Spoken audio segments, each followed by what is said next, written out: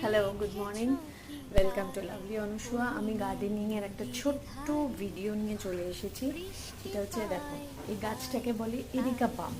ঠিক আছে, এই গাছটায় বর্ষাকালে পোকা হয়। সেই পোকাটা কীরকম দেখাচ্ছে এবং গাছটাকে পুরো খেয়ে নেয়। দেখো, খেয়ে খেয়ে নিয়েছে।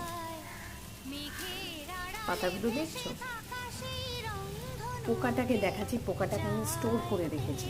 ওয়েট, এই দেখো, এই দেখো পোকাটা, এই যে দেখতে পাচ্ছ?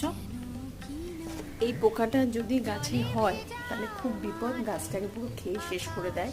একটাই উপায়, গাছে স্প্রে করতে হবে উস্তাদ বা অল্প সার্ফ এক্সেল বা অল্প শ্যাম্পু দিয়ে জলে গুলে খুব ভালো করে গাছে স্প্রে করতে হবে।